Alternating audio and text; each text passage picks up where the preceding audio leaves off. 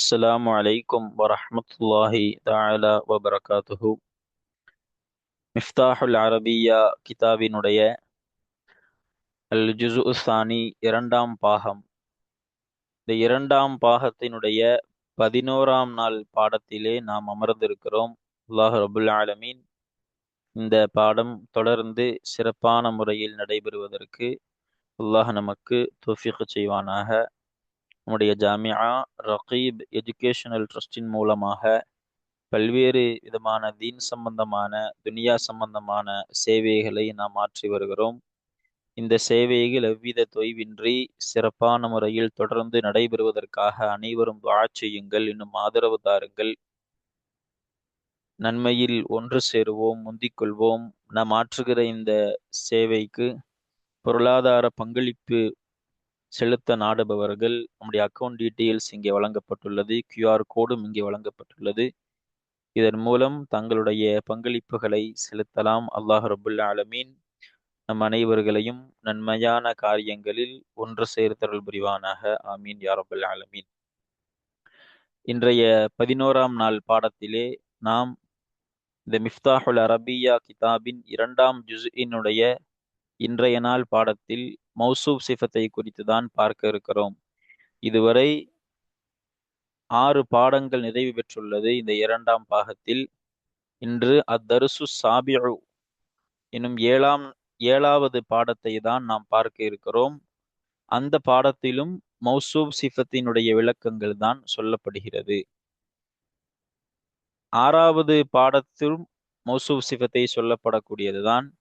இந்த 7வது பாடமும் அத்தருசு சாபிஉ நாம் இன்ஷா அல்லாஹ் பார்ப்போம்.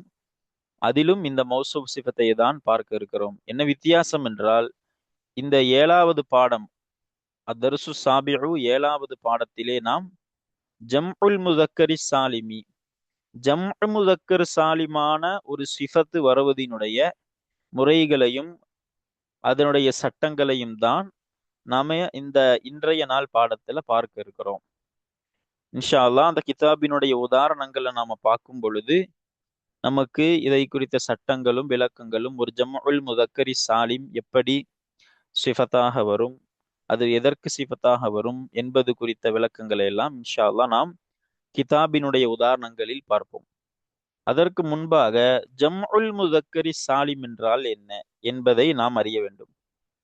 ஜம்உல் முதக்கரி சாலிம் அப்படின்னா என்னதுன்னா, அதற்கு முன்பாக நாம ஜம்இனுடைய விளக்கங்களை பார்க்கணும். ஜம்இனுடைய பங்குகள். ஜம்இனா நமக்கு தெரியும் பன்மை. பன்மையை குறிக்கக்கூடிய ஒன்றுக்கு தான் ஜம்உன்னு அரபுல சொல்லுவோம். அந்த ஜம்உ 2 வகையான ஜம்உ இருக்கு. ஜம்உ முகஸ்ஸர் என்பார்கள், ஜம்உ சாலிம் என்பார்கள். ஜம்உ முகஸ்ஸர் அப்படின்னா இதற்கு அர்த்தம் என்னன்னா உடைக்கப்பட்ட ஜம்உ என்ற அர்த்தம். ஜம்உ தக்சீர் அப்படின்னு இதுக்கு நஹவு கிதாபுகள்ல ஒரு பேர் இருக்கு. அப்ப ஜம்உ முகஸ்ஸர் அப்படின்னா நாம் எழுதியிருக்க ஒருமையின் அமைப்பு உடைக்கப்பட்டது என்ற அர்த்தம். விளக்கமும் இதுதான்.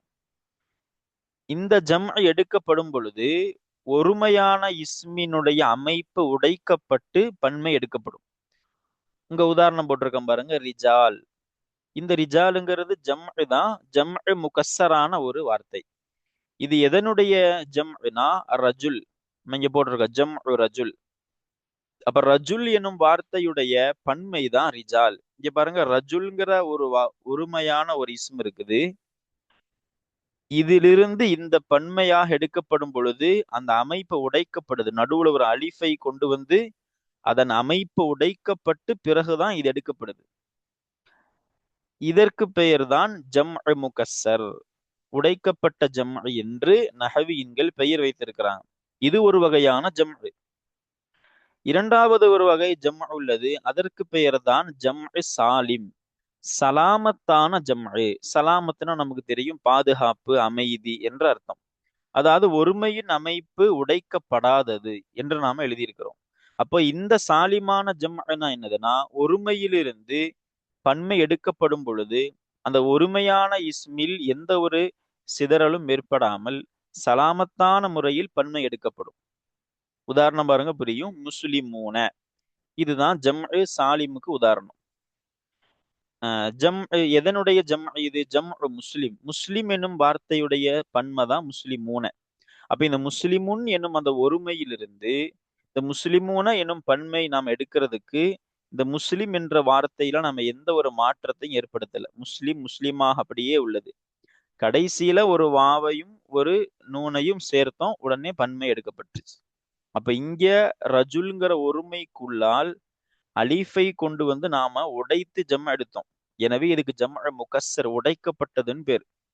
இங்கே முஸ்லிமுன் என்ற அந்த வார்த்தைக்கு இடையில நாம எதையும் கொண்டு வரவும் இல்லை, இதை ஒன்றை மாற்றவும் இல்லை. கடைசியில வாவு நூனை மட்டும் சேர்த்து ஒருமையின் அமைப்பு உடையாமல் நாம ஒரு பன்மை எடுத்துட்டோம், முஸ்லிமூன வென்று. இதுக்கு பேர் தான் ஜம் சாலிம், சலாமத்தான ஜம் என்று சொல்வார்கள். இந்த ஜம் சாலிமே ரெண்டு வகையா பிரிப்பாங்க. முஸ்லிமூனன்னு வந்தா அது ஜம் முதக்கர் சாலிம். முஸ்லிமாத்துன் வரும். முஸ்லிமத்துன் என்பதிலிருந்து முஸ்லிமாத்து என்று எடுப்பார்கள். அதுக்கு ஜம் முஅன்னஸ் சாலிம், நமக்கு தெரிஞ்சதுதான், ஆண்பால் பெண்பால். ஜம் முதக்கர் சாலிம் ஆண்பால். அதுவே முஸ்லிமாத்துன் என்று வரக்கூடிய ஜம் முஅன்னஸ் சாலிம். இப்படி ஜம்இனுடைய வகைகள் இந்த இரண்டு வகையான ஜம் இருக்குது. அந்த இரண்டு வகையான ஜம்இல இரண்டாவது ஜம் சாலிம், இது ரெண்டு வகையாக இருக்குது. அந்த ரெண்டு வகையில் ஜம் முதக்கர் சாலிம் ஒன்று, ஜம் முஅன்னஸ் சாலிம் ஒன்று. இன்றைக்கு நாம ஜம் சாலிம்ல ஜம் முதக்கர் சாலிமான சிஃபத்துகள் எப்படி வரும், எதனால வரும், எதற்கு வரும் என்பது குறித்த சட்டங்களை தான் இன்ஷா அல்லாஹ் இன்றைய நாள் பாடத்துல பார்க்க இருக்கிறோம். வாங்க கிதாபு வாசிப்போம். இன்றைய பாடம் அத்தர்சு சாபிஉ. வாங்க இன்ஷா அல்லாஹ் இந்த பாடத்திற்குள்ளால் நம்ம போவோம். 7வது பாடம். இதுவரைக்கும் நாம பார்த்த பாடங்கள் 6வது பாடம். இன்றைக்கு நாம பார்க்க துவங்க இருக்கிறது அத்தர்சு சாபிஉ, 7வது பாடம். ஆரம்பத்துல ஒரு சில ஜம் முதக்கர் சாலிமான வார்த்தைகளை நமக்கு சொல்லி தருவாங்க. இதுக்கு நாம தர்கீப் வைக்க முடியாது, ஏன்னா எதுவுமே ஜும்லாவாக அமையல. இதற்கு பிறகுதான் நமக்கு ஜும்லாக்களை சொல்லி தருவாங்க. இங்கிருந்து ஜும்லாக்களை சொல்லுவாங்க, அங்கதான் நாம தர்கீபும் யாராபும் எல்லாம் வைக்க முடியும். இப்போ மேல சொல்லக்கூடிய வார்த்தைகளுக்கு நாம பொருள் மட்டும் தெரிஞ்சுக்கலாம். அப்ப அடுத்த ஜும்லாக்கள் வாசிக்கும் பொழுது நமக்கு இலகுவாக இருக்கும். பாருங்க, அல் முஸ்லிமு எடுத்தோன்னா முஸ்லிம் தான் கொண்டு வராங்க. அல் முஸ்லிமு அஸ்ஸாலிஹு, இதெல்லாம் ஒருமையான வார்த்தை. இவைகளும் சிஃபத்தாக புழங்கப்படக்கூடிய வார்த்தைகள் தான். முஸ்லிம்னா ஒரு முஸ்லிம், அர்த்தத்தின்படி சலாமத்தை கொடுப்பவர் என்ற அர்த்தம். நம்ம புழக்கத்துல முஸ்லிம்னு சொல்லுவோம். அஸ்ஸாலிஹு நல்லவர் என்ற அர்த்தம். இப்ப அல் முஸ்லிமு என்பதற்கு ஜம் முதக்கர் சாலிமான வார்த்தை என்ன? அல் முஸ்லிமூன முஸ்லிம்கள். அஸ்ஸாலிஹு என்பதற்கு ஜம் முதக்கர் சாலிம் என்ன? அஸ்ஸாலிஹூன. அஸ்ஸாலிஹூன போட்டிருக்காங்க, ஒரு அலீஃப் இங்க வரும். அஸ்ஸாலிஹூன என்பது நல்லவர்கள். அடுத்து அல் முஷ்ரிகு என்று இருக்கு. அல் முஷ்ரிகு இணை வைப்பவர். அல் ஃபாசிகு பாவி. அல் முஷ்ரிகுக்கு எது ஜம் முதக்கர் சாலிமான வார்த்தைன்னா அல் முஷ்ரிகூன. அல் ஃபாசிகு என்பதற்கு எது ஜம் முதக்கர் சாலிமான வார்த்தை? அல் ஃபாசிகூன பாவிகள். அல் ஃபாசிகூனா பாவி, அல் ஃபாசிகூனா பாவிகள். நமக்கு தெரியும். இது எதுக்கு சொல்லிட்டு வராங்கன்னா ஜம் முதக்கர் சாலிமான வார்த்தைகளை நாம தெரிஞ்சுக்கணும். அல் முஸ்லிமுங்கிற உரிமையான வார்த்தைக்கு அல் முஸ்லிமூனதா ஜம். இந்த ஜம் ஜம் சாலிம், ஜம் சாலிம்ல ஜம் முதக்கர் சாலிம் என்ற அந்த ஒரு ஜம்இனுடைய வகைகளை நாம் புரிஞ்சுக்கணுங்கிறதுக்காக தான் நிறைய உதாரணங்களை சொல்றாங்க. அடுத்து பாருங்க, அந்நஷீத்து. அந்நஷீத்து அப்படின்னா சுறுசுறுப்பானவர் அர்த்தம். நஷாத் அப்படின்னா சுறுசுறுப்பு. அப்ப அந்நஷீத்துன்னு என்னது? சுறுசுறுப்பானவர்னு அர்த்தம். அப்ப அத்தாலிபு, தாலிபா மாணவனாகிறவர். அப்ப அத்தாலிபுனா மாணவர், அந்நஷீத்துனா சுறுசுறுப்பான மாணவர், சுறுசுறுப்பான மாணவர்னு அர்த்தம். இப்ப அத்தாலிபுக்கு இங்க ஒரு ஜம்அ கொண்டு வராங்க. இந்த ஜம்அ முகஸ்ஸர், ஜம்அ சாலிம் அல்ல. நம்முடைய இந்த பாடத்துல சிஃபத்து தான் குறிப்பா சொல்லப்படுது. ஜம்அ முதக்கர் சாலிமாக சிஃபத்துகள் எப்படி வரும், எதற்கு வரும் தான் பாடம்.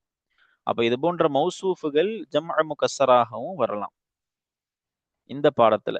இப்ப பாருங்க, அத்தாலிபு என்பதற்கு ஜம்இயது அத்துல்லாபு. முகஸ்ஸர் தான் இது. ஏன்னா அத்தாலிபு அத்துல்லாபு அலிஃபுக்கு வந்து ஒருமை அமைப்பு உடைக்கப்பட்டுள்ளது. அப்ப பாருங்க, அத்தாலிபுக்கு ஜம்இ அத்துல்லாபு.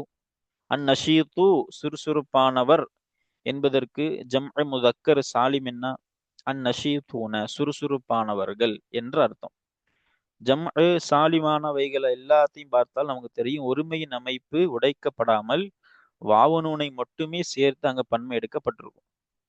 அடுத்த உதாரணம் பாருங்க, அல் முவல்லஃப். அல் முவல்லஃப் அப்படின்னா யாருன்னா எம்ப்ளாய், அதாவது பணியாளர், ஊழியர் என்றெல்லாம் அர்த்தம் கொடுப்போம் நம்ம. அல் முவல்லஃப்னா என்னது? பணியாளர். அல் முஜ்தஹிதூன அப்படின்னா என்னது? இங்க வந்து அல் முஜ்தஹிது அப்படிதான் வரணும். ஏன்னா மேலுள்ள உதாரணங்கள் எல்லாம் பார்க்கும்போது நமக்கு அதான் தெரிய வருது. ஏன்னா முதல் வரியில ஒருமையை சொல்லுவாங்க, அடுத்த வரியில அந்த ஒருமைக்குண்டான பன்மையான வார்த்தைகளை குறிப்பிடுவாங்க. அப்ப அல் முவல்லஃபு ஒருமையா இருக்குன்னா அல் முஜ்தஹிது அப்படிதான் இங்க இருக்கணும். இந்த வாவுனூன் இந்த கிதாபுல பிரிண்டிங் மிஸ்டேக். சரி பாருங்க, அல் முவல்லஃபு பணியாளர், அல் முஜ்தஹிது முயற்சி செய்யக்கூடிய பணியாளர் என்று அர்த்தம். இப்போ சொல்லிட்டு இந்த வார்த்தைகளுக்கெல்லாம் நம்ம பொருள் தெரிஞ்சுக்கலாமே தவிர தர்கீபோ யாராபோ கொடுக்க முடியாது. ஏன்னா இவைகள் ஒரு ஜும்லாவாக இல்லை. சரி பாருங்க, அடுத்து பொதுவா தர்கீபுக்கே ஒரு விளக்கம் கொடுப்பாங்க. தர்கீபுன்னா என்னதுன்னா ஒரு வார்த்தையையும் இன்னொரு வார்த்தையையும் இணைப்பது தர்கீபுனா. அப்போ ஒரு வார்த்தைக்கும் இன்னொரு வார்த்தைக்கும் உள்ள அந்த கனெக்ஷனுக்கு பேரு தான் தர்கீபே. முபுத்ததா ஹபர் ரெண்டும் வந்தாதான் தர்கீபு கொடுக்க முடியும். இது முபுத்ததா, எதனுடைய முபுத்ததா? அடுத்து வரக்கூடிய ஹபருடைய முபுத்ததா. அது ஹபர்னு தர்கீபு கொடுக்குறோமா, அதுக்கும் என்ன கொடுப்போம்? இது இதற்கு முன்புள்ள முபுத்ததாவுடைய ஹபரு. இப்படி இரண்டு வார்த்தைகளுக்கு மத்தியில் உண்டான ஒரு தொடர்பு, ஒரு கனெக்ஷனுக்கு பேர் தான் தர்கீப். அதனால அது தர்கீப்னு பேர் வந்துச்சு, இணைக்குதல் அப்படின்னு. அப்ப இங்க வந்து ஜும்லா முடிவடையில, அதனால இங்க நம்ம தர்கீப் கொடுக்க முடியாது, பொருள் தெரிஞ்சுக்கலாம். சரி, அடுத்து பாருங்க, அல் முவல்லஃபு என்ற அந்த ஒருமைக்கு பன்மை என்ன? அல் முவல்லஃபூன பணியாளர்கள். இதுவும் ஜம்உ முதக்கர் சாலிம். அல் முஜ்தஹிது தான் வரும். இதனுடைய பன்மை என்ன? அல் முஜ்தஹிதூன முயற்சி செய்பவர்கள் என்ற அர்த்தம். அடுத்து பாருங்க, தாலிபுன். இதற்கு தாலிபுன் மாணவன் என்ற அர்த்தம். முசாஹிமுன், முசாஹிமுன் என்னதுன்னா பங்கு பெறுபவர் என்ற அர்த்தம். இப்போ ஒரு போட்டி நடக்குதுன்னா அந்த போட்டியில் பங்கெடுப்பவர் அப்படின்னு சொல்லுவோமா இல்லையா? அதுக்கு தான் முசாஹிம் என்று நாம சொல்லுவோம். பங்கெடுப்பவர், கலந்து கொள்பவர் என்றெல்லாம் அர்த்தம் வைக்கலாம் இதுக்கு. அப்போ தாலிபுன் ஒருமை, முசாஹிமுன் ஒருமை. இதற்கு பன்மை என்ன? துல்லாப். அப்ப தாலிபுக்கு துல்லாபுங்கிறது என்ன? ஜம்இ முகஸ்ஸர், விளங்கிக்கணும். முசாஹிமுன் பங்கு பெறுபவர் அப்படிங்கிற வார்த்தைக்கு பன்மை என்ன? முசாஹிமூன பங்கு பெறுபவர்கள் அப்படின்னு அர்த்தம். இது ஜம்இ முதக்கர் சாலிம். அடுத்த வார்த்தை பாருங்க, அர் ராக்கிபு வாகனிப்பவர் அப்படின்னு அர்த்தம். அப்ப அர் ராக்கிபு வாகனிப்பவர். அல் காதிமு அப்படின்னு என்ன அர்த்தம்னா வரக்கூடியவர், இனி வரக்கூடியவர். இப்போ உதாரணத்துக்கு நம்ம புழக்க பாஷையில சொல்லுவோம் அல் ஆமுல் காதிம். அல் ஆமுல் காதிம்னா வரக்கூடிய ஆண்டுன்னு அர்த்தம். ஆம் அப்படின்னா ஆமுன் அப்படின்னா வருடம் அர்த்தம், ஆண்டு. அல் ஆமுல் காதிம்னு அர்த்தம் வரக்கூடிய வருடம். அதே மாதிரி அர் ராக்கிபுல் காதிம் என்னது? இனி வரக்கூடிய பயணி, வாகனிப்பவர் என்ற அர்த்தம். அப்ப அர் ராக்கிபுங்கிற வார்த்தைக்கு பன்மை என்ன? அர் ருக்காபு. இது என்னது? ஜம்உ முகஸ்ஸர், விளங்கிக்கணும். அல் காதிமு என்பது என்ன? அதனுடைய பன்மை அல் காதிமூன இனி வரக்கூடியவர்கள் என்ற அர்த்தம். இது ஜம்உ முதக்கர் சாலிம். அடுத்து பாருங்க, அல் ஹாஜு. அல் ஹாஜு அல் முசாஃபிரு முசாஃபிரான ஹாஜி. அல் ஹாஜுனா ஹஜ்ஜி செய்பவர், செய்யக்கூடியவர். அல் முசாஃபிருனா பயணி என்ற அர்த்தம். அடுத்து அல் ஹுஜ்ஜாஜு. ஹாஜுக்கு பன்மை என்ன? அல் ஹுஜ்ஜாஜு. இது ஜம்உ முகஸ்ஸர். நமக்கு தெரியும் ஒருமை அமைப்பு உடைக்கப்பட்டு அலிஃபை கொண்டு உடைக்கப்பட்டு வந்திருக்கு. அப்போ என்னது? ஜம்உ முகஸ்ஸர். அல் முசாஃபிருனங்கிறது என்ன? முசாஃபிரு எனும் வார்த்தையுடைய பன்மை ஜம்உ முதக்கர் சாலிம். அத்திஃபுலு அடுத்து குழந்தை. அத்திஃபுலுல் முத்தஅல்லிமு இல்மு கற்கக்கூடிய குழந்தை என்ற அர்த்தம். அத்திஃபுலு இதனுடைய பன்மை, இது ஒருமையா இருக்கு. இதனுடைய பன்மை தான் அல் அத்ஃபால் ஜம்அ முகஸ்ஸர். பாருங்க, ஏன்னா அலிஃபையை கொண்டு உடைக்கப்பட்டு தான் பன்மை எடுக்கப்பட்டிருக்கு. அல் முத்தஅல்லிமு மாணவர், அல் முத்தஅல்லிமூன மாணவர்கள், இல்மு கற்கக்கூடியவர்கள். இது முத்தஅல்லிமு என்னும் ஒருமைக்கு ஜம்அ முதக்கர் சாலிம் தான் முத்தஅல்லிமூன என்பது. அபுதுன், அபுதுன் ஒருமை அடியான். ஹாயிஃபுன் அச்சம் கொள்ளக்கூடியவன். ரெண்டுமே ஒருமையா இருக்கு. அபுதுக்கு பன்மை பாருங்க இபாத், எனது பன்மை ஜம்அ முகஸ்ஸர். ஹாயிஃபுன்க்கு பன்மை என்னது ஹாயிஃபூன அஞ்சக்கூடியவர்கள், அச்சம் கொள்ளக்கூடியவர்கள், ஜம்அ முதக்கர் சாலிம். அது அடுத்து பாருங்க சதீக்குன். சதீக்குன் என்னும் வார்த்தை நண்பர் அர்த்தம். முஹ்தரம்னா கண்ணியமான, இப்ப கண்ணியமான நண்பர் என்ற அர்த்தம். சதீக்குன்க்கு பன்மை அஸ்திகா, இந்த பன்மை ஜம்அ முகஸ்ஸர் என ஒருமை அமைப்பு உடைக்கப்பட்டுதான் வந்திருக்கு அலிஃபை கொண்டு. முஹ்தரமுன் கண்ணியமானவன், முஹ்தரமூன கண்ணியமானவர்கள், இதனுடைய பன்மை இது. இதுல என்னது ஒருமை அமைப்பு உடைக்கப்படல, சாலிம் ஜம்அ முதக்கர் சாலிமாக வந்துள்ளது. இப்படி ஜம்அ முகஸ்ஸருக்கு நிறைய உதாரணங்கள் சொல்லிட்டாங்க. அதே போன்று ஜம்அ சாலிமுக்கு உதாரணங்கள் சொல்லிட்டாங்க. இப்ப இனி அந்த உதாரணங்களை ஒவ்வொன்றாக பொருத்தி ஒரு ஜும்லா அமைக்க போறாங்க. அதுலதான் நமக்கு சட்டங்கள் எல்லாம் சொல்லி கொடுக்கப்படும்.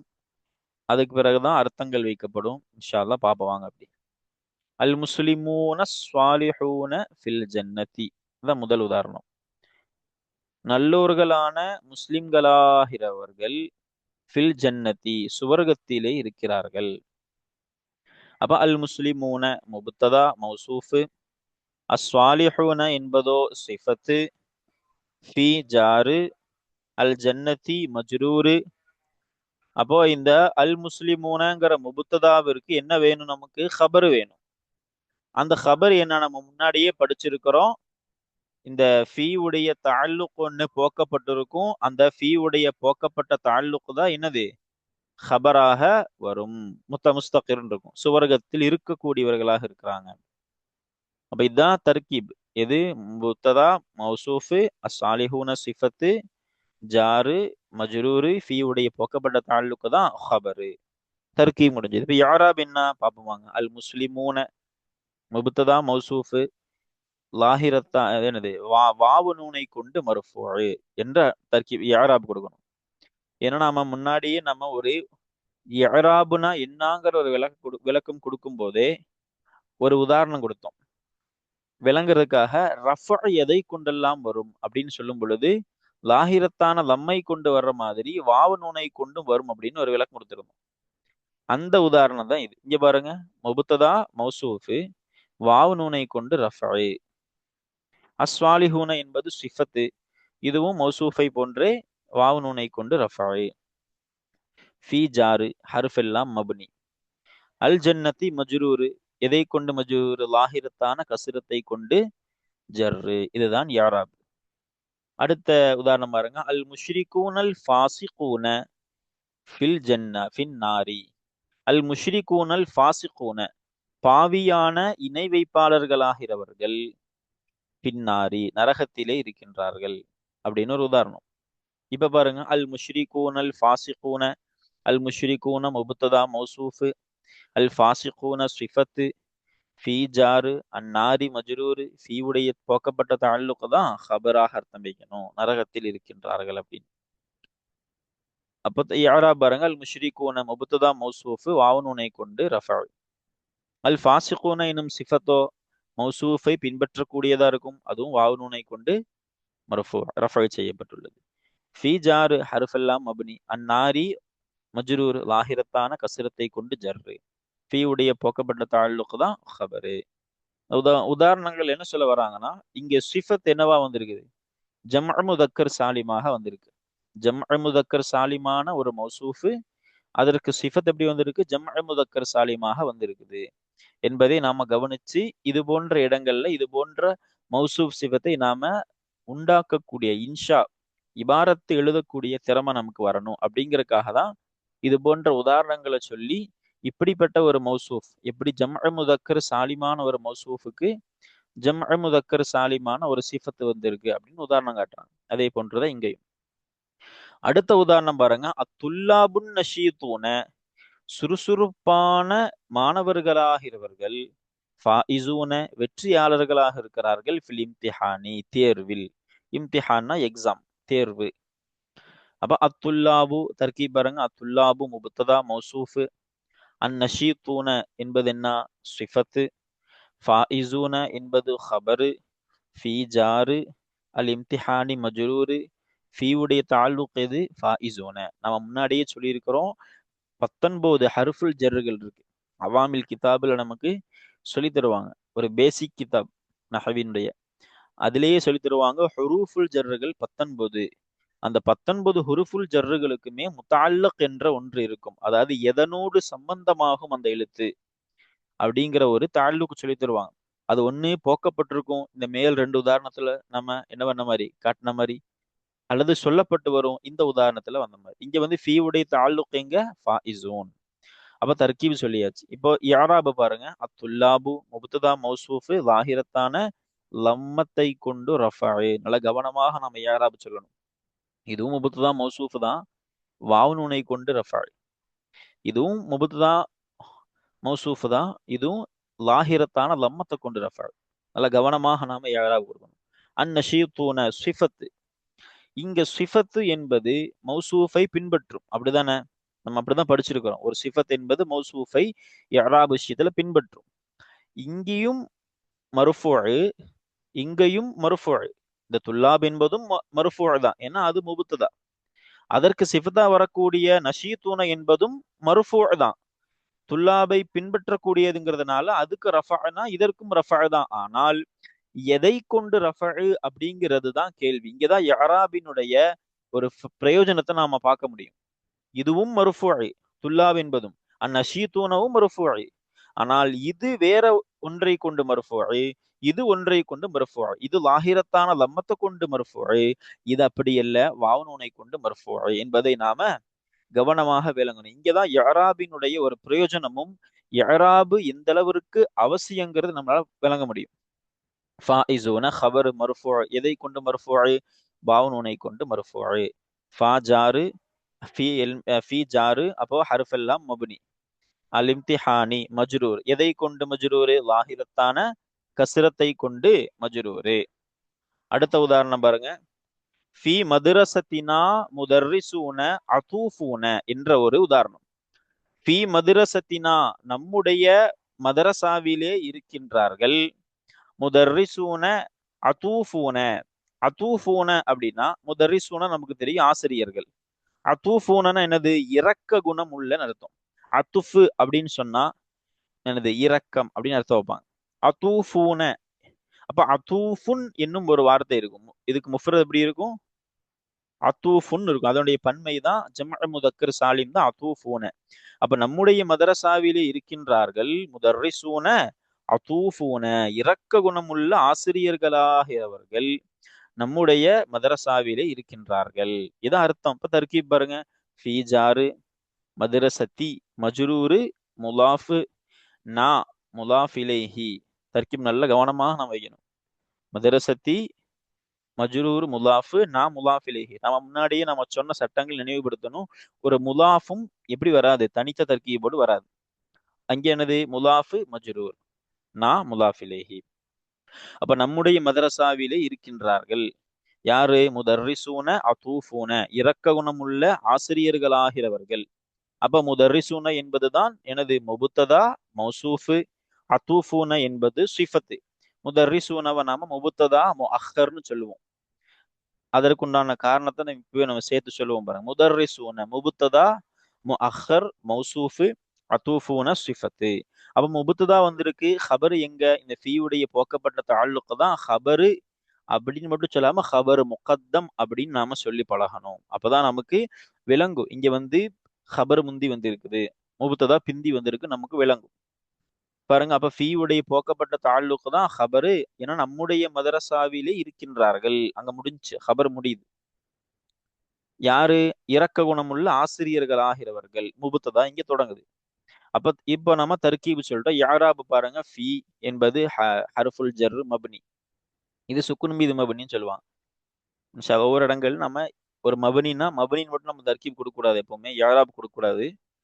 அது எதன் மீது மபனிங்கிறத தெளிவுபடுத்தணும். மேல உள்ள பாடங்கள் நம்ம ஆரம்ப ஸ்டேஜுங்கிறதுனால சொல்லாமல் வந்துட்டு இருந்தோம். இப்ப நம்ம அடுத்தடுத்த பாடங்கள் போகும் பொழுது மபனினா எதன் மீது மபனி என்ற ஒரு கேள்விக்கும் நம்ம பதில் சொல்லி ஆகணும். ஃபி இது சுக்குன் மீது மபனி, விளங்கிக்கணும். மதுரசத்தி நா, மதுரசத்தி என்பது மஜ்ரூரு முலாஃப். எதை கொண்டு மஜ்ரூரு? லாஹிரத்தான கஸ்ரத்தை கொண்டு ஜர். இந்த தா தான் இங்கே மதுரசத்தி, லாஹிரத்தான கஸ்ரத்தை கொண்டு ஜர். முலாஃப் மதுரசத்தி மஜ்ரூரு முலாஃப், நா முலாஃப் இலேஹி. நம்ம முன்னாடி படிச்சிருக்கிறோம், எல்லா மபுனிகளுமே எல்லா லமீர்களுமே மபுனி. எப்படி எல்லா ஹர்ஃபுகளும் மபுனியோ, எப்படி எல்லா இஸ்மி இஷாராக்களும் மபுனியோ, அதே போன்றுதான் எல்லா லமீர்களும் மபுனி. இப்ப இந்த நா என்பது என்ன? இது ஒரு மபுனி, இது ஒரு லமீர். அப்ப எனவே லமீர் என்பதால் இதுவும் மபுனி. எதன் மீது மபுனி? சுக்கூன் மீது மபுனி என்பதை நாம விளங்கிக்கணும். இதுதான் முலாஃபிலேஹி. இப்ப முலாஃபிலேஹி எல்லாமே ஜரு செய்யப்படக்கூடியது தானேங்கிற கேள்வி வரும். இது மபுனி, ஜர்ரு வெளிப்படாது. இது எல்லா நிலைகளிலேயுமே ஒரே மாதிரிதான் இருக்கும் மபுனி என்பது. முதர்ரிசூன முபுத்ததா முஅக்கர், வாவு நூனை கொண்டு ரஃபை செய்யப்பட்டுள்ளது. முபுத்ததா முஅக்கர் மௌசூப். அத்தூஃபூன என்பது சிஃபத்து, இதுவும் இதை போன்றே எனது வாவு நூனை கொண்டு ரஃபை செய்யப்படக்கூடியதாக இருக்கின்றது. இப்படி ஒரு சில உதாரணங்களை நமக்கு சொல்லி மௌசூப் சிஃபத்தினுடைய ஒரு புது வடிவத்தை நமக்கு சொல்லி தராங்க. ஒரு ஜம்அ முதக்கர் சாலிம் சிஃபத்தாக வரும் பொழுது எப்படி வரும்? அது ஜம்அ முதக்கர் சாலிம் சிஃபத்தாக வருவது ஜம்அ முதக்கர் சாலிமுக்கும் வரலாம், அல்லது ஒரு ஜம்அ முதக்கர் சாலிம் சிஃபத்தா வருவது ஜம்அ முகஸ்ஸருக்கும் வரலாம். அப்படின்னு நிறைய ஒரு சில உதாரணங்களை சொல்லி விளக்குனாங்க. இன்ஷா அல்லாஹ் இன்றைய நாள் பாடம் இதோடு நிறைவு பெறுகிறது. இதனை தொடர்ந்து இன்ஷா அல்லாஹ் அடுத்த நாள் பாடத்தில் அடுத்து வரக்கூடிய உதாரணங்களையும் அதை தொடர்ந்து வரக்கூடிய பயிற்சிகளையும் இன்ஷா அல்லாஹ் பார்ப்போம். அல்லாஹு தஆலா நமக்கு தௌஃபீக் செய்வானாக. விளங்கக்கூடிய அந்த ஒரு பகுமை ஞானத்தை எல்லாம் நம் யாவருக்கும் தந்தருள் புரிவானாக. ஆமீன். அஸ்ஸலாமு அலைக்கும் வரஹ்மத்துல்லாஹி தஆலா வபரகாத்துஹு.